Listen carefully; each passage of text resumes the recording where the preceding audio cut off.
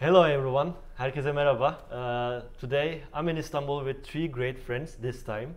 You guys already know this guy, but we always talk about Colloquium and the trio, the three founders. So finally, it's good to have Bart and Amr with us as well. Manuel, you guys are used to him. Welcome, gentlemen. Thanks for having us. Thank you. Good to have you all at once here in Istanbul. For the first time. For the first time? Three of us in an event for the first time. Really, overall, worldwide as well. I mean, outside of Switzerland. Us, obviously. obviously. Okay.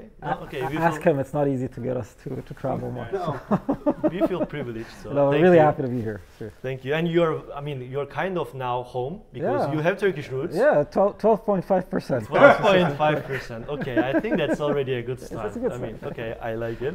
Before we start, let's do a quick wrist check maybe. Bart, what do you have on your wrist? So I have the project number 2, Friends and Family edition, first one. I have Friends and Family Edition as well, but for Project 1, so variant A. And you? I have the latest. I have to have the latest. So this is Project 1G, one of the two editions. This is the Okay. G1. Yep. Cool. Yep. Cool. Really cool. I fit with the blue, so I mean, yeah. made sense. Yeah. you? I've got the 1D. 1D. Ah, Okay. That's That's it's cool. been a You while. were saying that you haven't put that one on Yeah, the no, wrist honestly, for ages. Well, this is the thing. We're always wearing like the next one that's coming out. Okay, you know? but when you say for ages, it's like it's been what, 9 months since that one, maybe? Well, nowadays I calculate time more in terms of number of shipments I do. So like it's Okay. it's like over 1,000 Yeah. shipments ago. So All right. Okay. it's a long time. Sorry about that. He's our DHL. He's the I mean, DHL. normally we thought we should offer him like a DHL outfit. I always say that. I mean, you always travel, so you get to enjoy the perks of this business. Yeah. I mean, he is obviously the artist and the actual brain behind the whole project, and this poor guy over there, he Is does the all guy the- who does shipments and All never the answers dirty and work. never answers emails. But you know, No, it's really good to have you guys here, and I want to discuss a bit about Colloquium. But before we also dive into it, we are in a very cool space. I think we should mention that. We are in Scuderia Sanayi in Kuzguncuk Üsküdar in Istanbul. This is basically the man cave, the garage of a good friend, and he's a watch guy as well. We are grateful for him to let us use his space sure. today for not only for shooting but also our event, which I think will be a cool one. So yeah. It's very colloquial. It is very colloquium, and I'm glad that you guys liked it as well. It's been challenging. Teşekkür for to me. him. Yeah. Well, to you. No, To you. thank you. I mean, Doruk's a that- great that's- host. I mean, That's the least I can do. So, can you please just go back to, I think it was COVID times when you were talking about this project, like brainstorming, pre-COVID or COVID? Pre-COVID, and then we started talking pre-COVID. Okay. Slightly before pre-COVID, and I know why we were talking pre-COVID because our first physical meeting, Yeah. February, Oh. was in February. it was actually May, I think. Was it? Huh? May. Can't was be it May. First, May was COVID. Yeah, it No, was, it was COVID, but we obviously Ah, started okay. talking before. Okay. And our very first physical meeting Was it? happened to be in my place, Okay. which is far, far. away. which is far. It depends Far on- in Swiss terms, come on. Hey, yeah. it was- it- Istanbul is like Yeah, next it's like, street. it's like half an hour. It's No, like we're in crossing Asia the now. bridge. Yeah, we're in Asia now, obviously. Welcome to Asia. it was a 3-hour train ride for me. Are you sure for you it was farther because back then we were still in Lausanne. Anyway, cut the long story short, we made a meeting at my place, and the moment they ring on the door, at the very same moment they receive a call from the Swiss health authorities that I got COVID and that I have to. Isolate. I mean, So I had to send them back at the door. Really, right at the moment. The meeting lasted probably what 2 minutes, Yeah. and then. so colloquium was basically, it could have been over before Yeah. it has even started. Yeah, I mean, we okay. should have run It, away. it, it wasn't very reassuring as a start. And then what happened? Well, not much. We continued to. Well, I had to go through my quarantine thing. It wasn't too long, Yeah. and then we managed to get to meet again. But it also forced us to work in a kind of Off. off way, WhatsApp, online. We had Monday evening. Monday at 8 p.m. every 8:30 Monday. 8:30 8:30. p.m. every Monday. For like- Okay.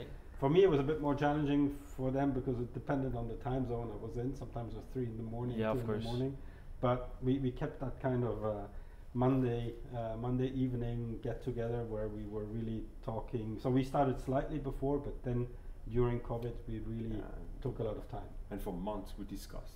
Yeah. No design. It was just about the whole concept. You remember when was the first design? Because you did it.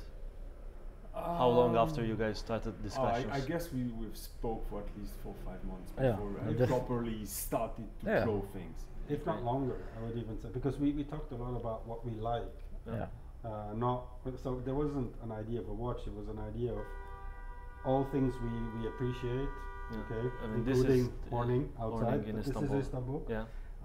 But music, architecture, art, it was not watch related at the beginning. We said, what is the kind of watch we would like to do, the project, but based on our mutual sense of affinities and aesthetics and design and music. Because all of you guys, you have been in the watch industry for some time now, but in different areas, I would say. Yeah. You're a watch designer. Yeah, completely. You're the Louis Vuitton guy, colloquium guy. You're the business person. You're brand the building guy. brand building guy, obviously, and you have been a trying to pioneer. figure it out No, for I mean, 20 you have been a pioneer in the digital space, I would say. I tried. I really tried, especially with a lot of independent brands. Actually, that was really always my thing. Ever since I left the more corporate side of the business back in like 2012, I was working for a certain LVMH brand that everybody loves. And after that, it really kind of pushed me deeper into independence, because like, okay, I need to get out of this like very kind of corporate environment, and I really tried helping a lot of the independent brands and watchmakers, a lot of whom today are enjoying a lot of success. I'm not going to say it's thanks to me, but I think I was kind of a catalyst at some point to really help brands just to be a bit more visible and actually listen to what collectors, passionate guys are into. Because it's funny how little actually the people usually at the brand level care about what you and I think about their watches. So yeah. And how did you meet him? Many years ago, actually, I still hadn't started working in the industry. I was buying, I think it was my second or third watch at the time, and it happened to be a brand called Jacques Hédreau, which Manuel was running, and I didn't know at the time, but Bart was also doing the designs. Okay. Yep. I fell in love with a sort of more modern version of their most, I think, emblematic watch, which today still kind of defines the brand today, the Grande Seconde. Yeah. I placed an order at the kind of Swatch Group owned boutique in my little city of Lausanne, Tourbillon Boutique, and I remember it was like probably November. There was a little pre-Christmas event where they had a few of the CEOs come down, and I guess a lot of them lived in the region, so it wasn't really like a big deal. And the But events anyway. back then were not as cool, I think. Yeah, no, especially especially not in Lausanne. That's for sure. No, and then like Emmanuel was there, and I was happy to meet him because I had seen him online. How old were you back then? I think 19 or something. 20. And honestly, Emmanuel was at the time probably one of only 2 kind of CEOs who were active on like online forums. This was before social media. This Who was was the second one? Jean-Claude Bieber. All right. And so it was really interesting to see like a sort of younger, more dynamic CEO, and actually super approachable. So for me as like a young, watch guy, it's like, well, I've got a CEO, And he made you pay for the watch. Oh yeah, Yeah, full retail. full retail. Full Yeah, retail. price of meeting a CEO, No, I placed the order before I meet him. In all fairness. Okay. It's true, it's true. And I mean, it doesn't happen often that you have young clients, very knowledgeable, very interested, really passionate, which could afford as well. You actually had to struggle a little bit. But Yeah. we went all in on a piece, and somehow we, it was interesting for me also to interact. And from this day onward, we Yeah, no, we pretty much always bonded. stayed. I think really there was an element of friendship, and from my side at least, like a certain admiration from the beginning. And then after he left Jacques Hédreau, I followed what he was doing with well, Not doing the DHL shipments, I no, don't think no. so. I really don't think so. Sometimes I receive 4.5 minutes long Yeah. voice notes from him on WhatsApp. I know that something's off. And I try to condense it at 4 Yeah, minutes, especially so with the Turkish consider yourself customs, lucky. I know. Thank you for taking your time. But and so you designed the first. The P1 was the first design, or one of the upcoming ones? You remember? Project One. Project One is the first one, but there was. But it didn't look like that in the beginning. Yeah, it didn't look like at all. No. It was a very long. long process to find out what to do, how to do it, There was ideas I had in mind. For example, the fact that the case is casted was really one of the first element I had in mind. I think the fact that we wanted something raw was quite clear for everybody. A bit like in opposition that everybody is doing like the finest angle, polished and brushed and things. So we wanted to be very part of that. So that was very clear from the beginning. The industrial look and feel came quite early, but then I had to find the idea. Sorry to interrupt you. Can you talk maybe like this a bit? Okay. We won't cut this part out. We want to keep it as raw as possible. So I try to stay a bit more up. So many things were at the beginning, but very often, when you're a designer, you see little particles of a project, but you don't know how to connect them. And for example, we're now working on a new project. It started with a very clear idea of what we wanted, and we are exactly at 80 degree out of what we wanted at the origin. It's a long processes, and it's a lot about doubting, questioning yourself, and do, redo, and especially in our case, how can you draw what you have in mind? Because it's nothing you can. The P01 dial it's not a dial you can draw by hand. Of course. So you have to understand which technique you need to use with your computer to get there. And then how you can translate this idea into a dial. So the first option was really flat and just playing with the dots, and I was like, that's a bit boring. Yeah. So then I had this idea of raising the tubes, and same for the P2. It was I knew exactly from minute one where I wanted to go, but first I had to find how to make it. And then make a dial that look like a dial. Of course, it's very different from the rest. But still, keep the DNA of. Keeping the DNA was. I think the DNA comes from the third dimension, using like volume. A deep volume. Thank you. And the case design is very similar to the first one, but also very different. It has a complete different story. But it was more, I wanted hills that draw a dial. And that's what we have at the end. It sounds quite simple and logic, but I had to understand how can I draw that and turn a 2D drawing into 3D. How can I separate the layers, because it's actually a blurry dial, which I segment between layers of different gray, and then I get those lines and turns them into a volume. So it's a lot of like forward thinking to get to the actual and design. Also it has to be not only about design, but the design has to be applicable in real life. That's another challenge in watchmaking, right? I mean, it's working with suppliers, because that's another. You want to say something? No, but I think really the challenge for us from the beginning is that, I mean, it's nice to say, we're original, we're doing something different, but actually, as you mentioned, I mean, how do you actually produce this stuff? And for us, with every project, that's always a big question, because we go into it, okay,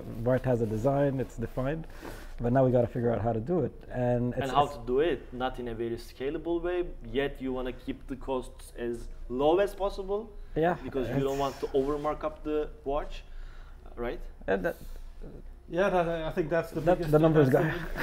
That's the biggest challenge. He's the numbers guy. I don't know. I mean, there's not many numbers to put together. But you are a creative numbers guy. Let's put it that way. They put me in the numbers game. Okay, whatever. I'll take whatever is good. No, but the fact is, obviously, the complexity, and I think this is the beauty about Colloquium to a certain extent, is it looks simple. But it's far from being simple. And not just in case, because the die-cast case is something that's never been done in the watch industry, at least not what we are aware of. So it's new technology. You need to find a supplier. We are lucky that we had a good partner who helped us in sourcing and supplying, but it's been a very, very long process, because you touch boundaries very quickly on the comfort zone of what people are used to do. starts with the case, but it goes even further. I mean, and specifically much further with the dials, because the complexity of our dials is, I mean, and I'm a dial guy. I mean, in my career, we've done a lot of dials, and we are also pretty famous for that. But the level of complexity that we pushed Colloquium in terms of dials is really out of this world. I mean, none of the dials we have, whether it's Project 1 or Project 2, we think in Project 3, but at least for the first two projects, none of these dials is, you can't put them together in less than 8 or 9 hours. Yep. And we're talking time that you would never find in this price point. And this is a challenge. Yeah, and it requires also something that, for example, dial manufacturer never take care of the side of the dial, because you don't see it, because it's hidden in the case.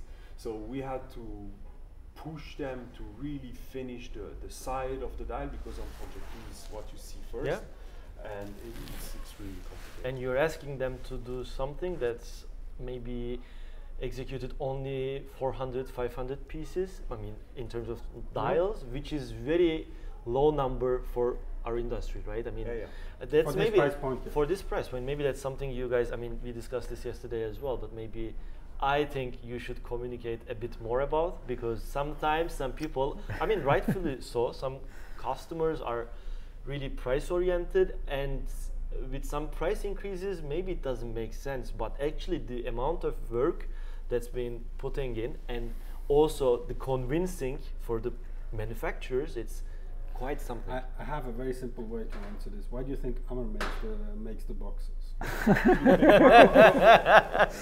Why do you think we need to be hands-on? It's not that we, I mean, unless you're a bit of a masochist, but a little bit. A little bit. Okay, fair deal. But he was saying that he was enjoying it at one point. I think it was during F or something. Yeah, F. And now I'm back into it. I'm back into it. It's like a challenge every day of how many can I get, you know. Because it's how many shipments you can do a day. Because it's funny, because we asked what is your record?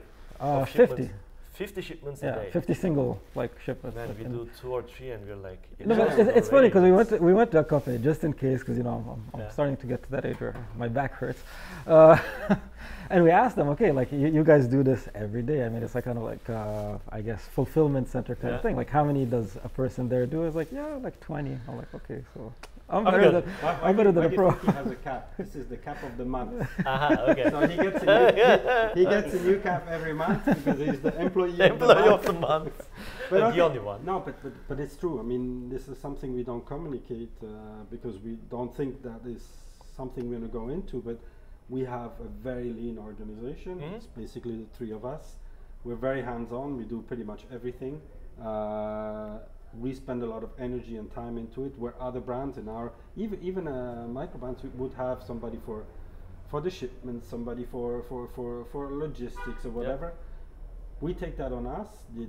I would say the good thing is that accumulated, let me think, probably around 80-90 years, if not more, of experience. So in the industry, we know a few shortcuts. We know how 20, 55 and 15, something like that. More 30. Than me, 35. 30? In the industry? Yeah, 30. I started in 94. 94? Oh, so 34. 20? 99, 2000. 25. 07.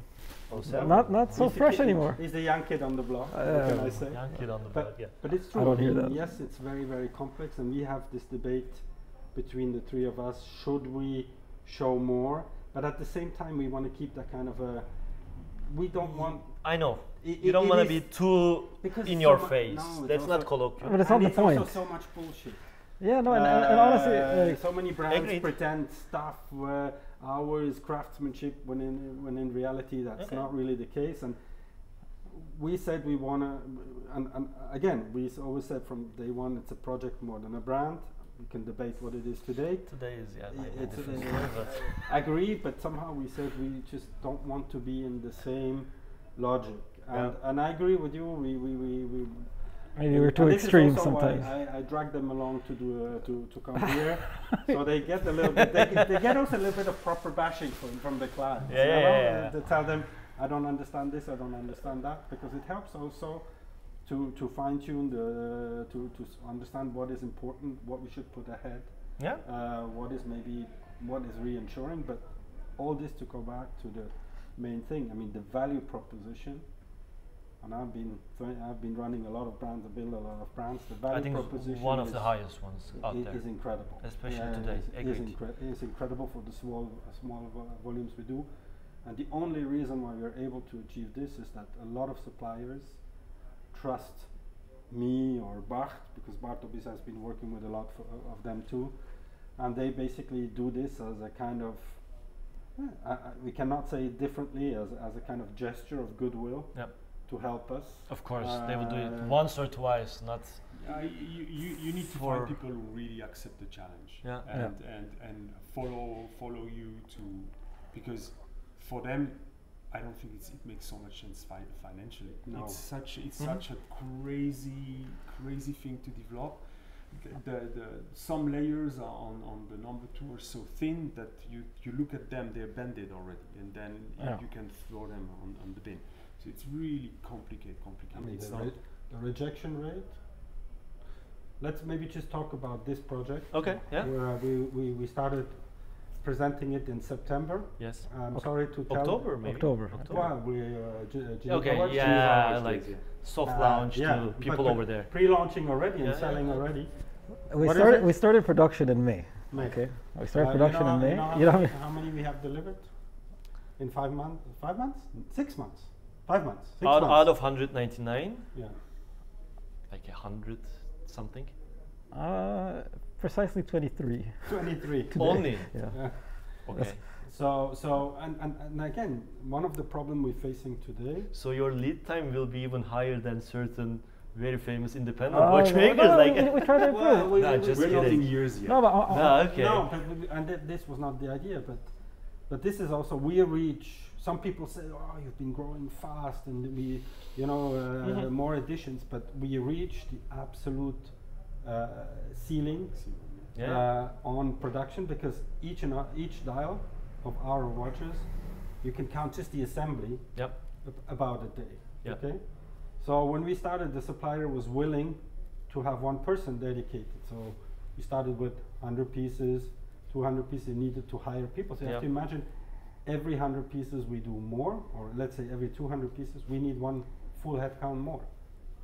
And our supplier starts to be a bit nervous, saying, okay, guys, now we have 8 or 9 people just to mount your watches. To mount your dial. Just our dials. Okay. Mounting the watches is a bit, it takes a bit less time than the dial, to be honest, but okay. But it's true, and we need to also think of how we evolve in this. We might need to do less to be able to deliver, because again, it's a fast, people want the latest, they want it immediately. Especially in our price point, it's not like, I'm not naming other brands where people are willing to wait 8 years for an allocation. People want to have the product quickly, and 23 pieces in 6 months, it's not really record numbers, it's not really record numbers. And I witnessed you guys brainstorming last night just about where Colloquium is heading, and I love the conversation, by the way. It's really, you see why you guys are 3 partners that are working in a very good manner, I think. So far, very so good. Successful. So far, so good. I don't see anything. But still, so what's the idea? Because everyone's asking, I mean, for example, me as one of your retailers or whatever, I'm pretty sure you receive many questions as well. So you guys will be producing P1. It's not discontinued for the moment. And like P2 is coming out with a commercial version publicly available in the first quarter of 2026, ideally. Hopefully. Ideally. Hopefully. And then Project 3 is not so far away as well in the pipeline. No. We just end of this year? No. Okay. End of a year. Okay. End of a year. The pressure, my God. Don't say which decade. I mean, this is the Turkish style. Come on. Well, patience is definitely not a Turkish thing. No, whenever it's you not. take the Turkish airline, everybody jumps off their seat before we even land. Yeah, I mean, and you've been hearing people honking, so yeah, it's not in our blood, and he can testify. Yeah, it's true. So yeah. So yeah, we just briefed the person we're working with this week. So we're starting the project, and there is months and months. Yeah, months and months ahead of hard work. It can take it maybe best case a year and worst case in production 2 years, which is project 2 is 2 years. You know, initially, and this is maybe something that is important to be precise, is initially when we started project 1, we said, okay, we do 3 iterations, maximum 4, and then we go to the next project. Yep. But the problem is we lost a year in between our initial thoughts, time to market and the reality, and then we had to have something also. So you get this a little bit impression, and we had this, and as we said, we're very open. We had 4 or 5 row of prototypes for this one. Yeah. And every time it takes it's 2 to 3 months. Between Okay. And that's why we had a bit of more than what we wanted project 1s, because we needed to fill in. Well, time. I wouldn't say necessarily more project 1s, but in a certain time frame. Yeah. I think, like, for example, Variant F, you know, Violet, my baby, the blue one, they were going to be in the pipeline anyways. But for us, it would have been better to like have project 2 kind of show, okay, we're not just the brand with the pin dials, you know. But sometimes you really don't have a control over this.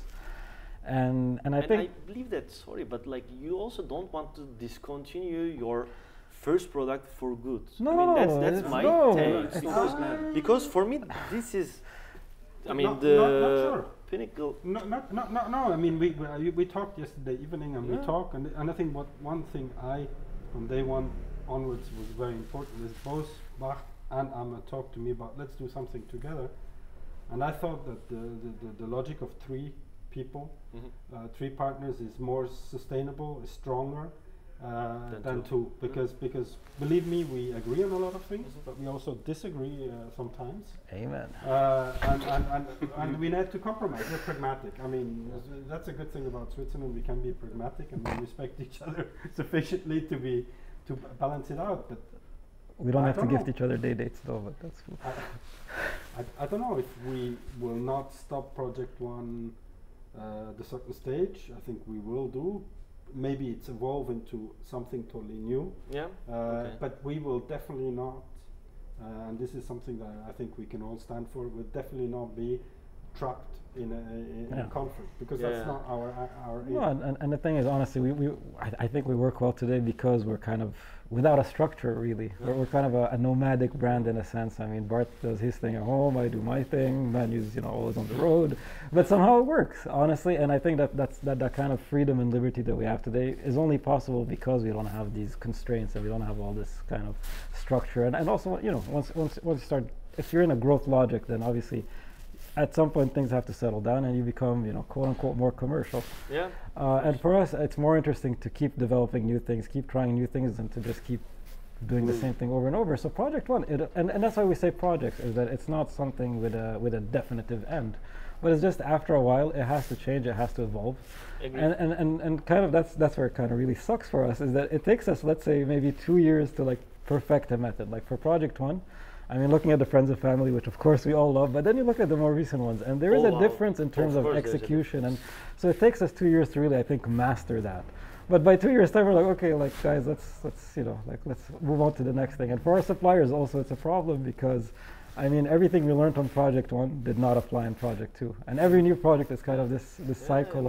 I love my project 1 FFF, but I mean, compared to the G versions we received very recently, I mean, come on, that's an impressive watch as well, and you see the difference in terms of like quality and production and like really certain techniques. Pushing the supplier to the limit. Yeah.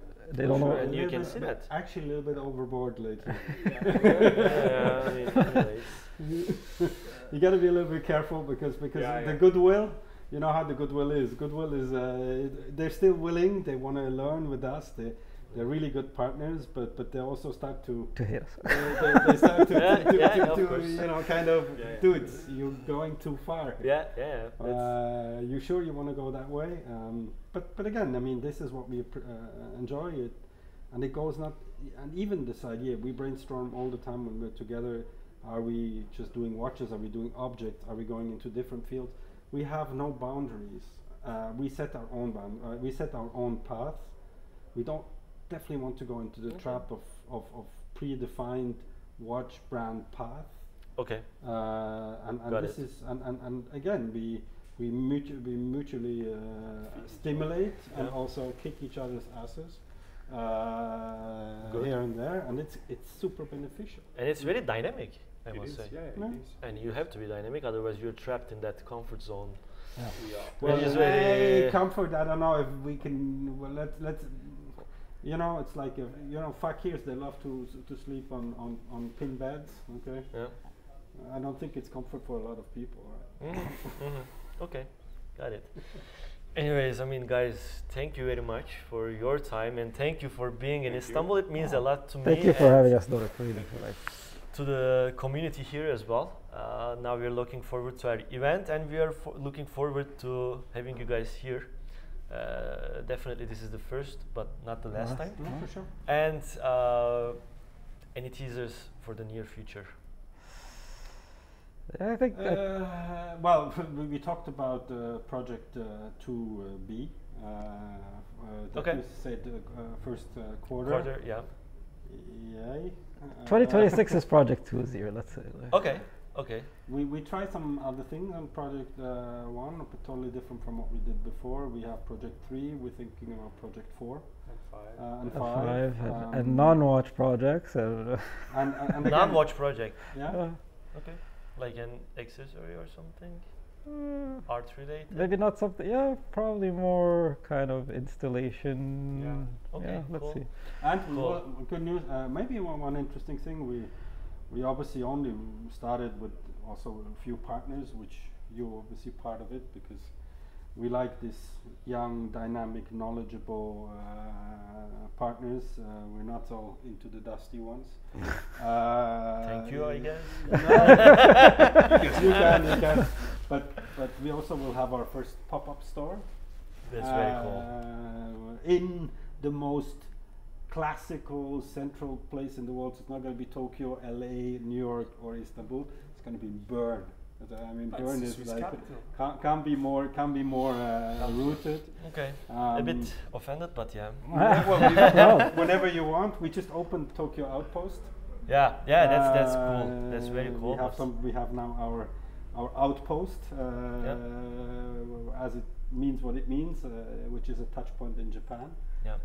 So things are moving in different direction, and we like to let it loose a little bit, to let it flow. Looking forward, very excited, and once again, gentlemen, hope we have a good evening here. For sure. And looks like. See you all later. Thank you. Thanks. Bye bye. Thank you. Bye.